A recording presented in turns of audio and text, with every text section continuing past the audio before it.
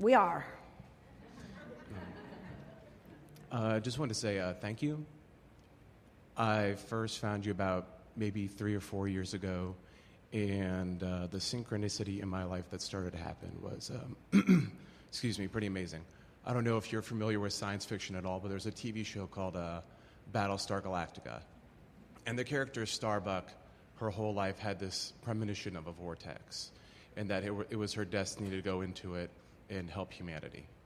And found you at about the same time and started rearranging my life and putting things together in a different way. And I remember listening to one of your recordings on YouTube about doing only what you want to do and finding the cooperative components.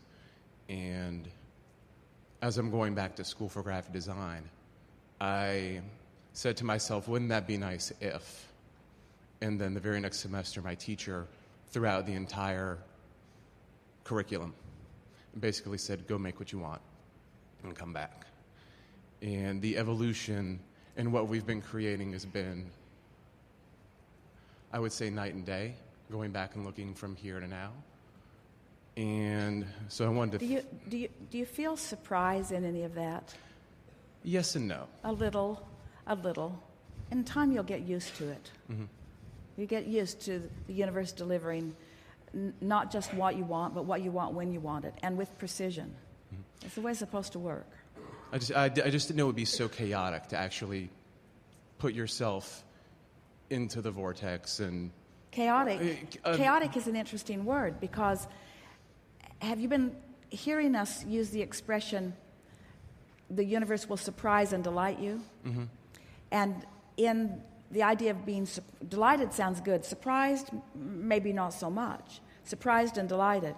And then others, it's come up a few times here today, that knowing. So how do you reconcile those two concepts of being surprised, that's where the word chaotic comes in a little bit, mm-hmm. and just knowing?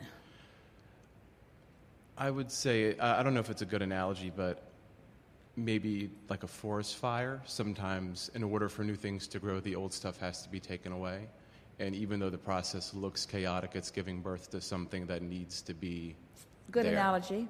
Another way of looking at it is that you always know in a general sense, and the details, the specifics will fill in and surprise and delight you. Mm-hmm. And so we think this conversation is wonderful in the way that you have offered it, the way it's been unfolding, because in this vortex that you made reference to are more details than any of you have the ability to, in a singular moment, comprehend.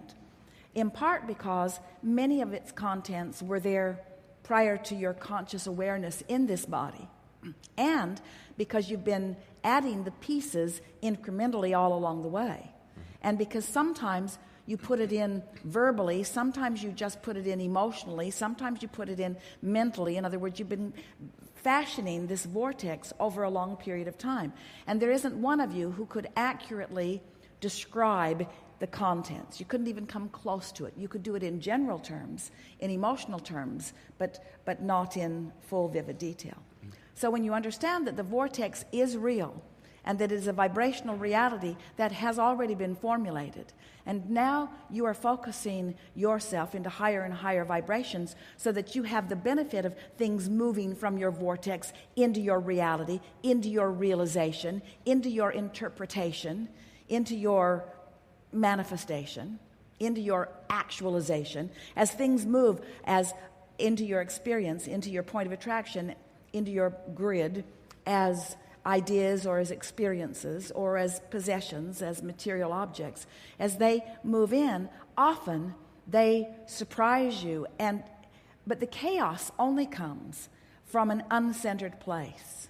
In other words, we will accept from you I was uncentered. We will accept from you, this is good, we will accept from you the conceptual concept of chaos, but we cannot accept from you the actualized concept of chaos. You're past that, you see. Mm-hmm. You're past that. There is no chaos for someone who understands what you understand. Chaos only happens when you don't understand about law of attraction. When you know about law of attraction, there's never chaos again. You understand every single thing that happens to you and every single thing that happens to everybody else.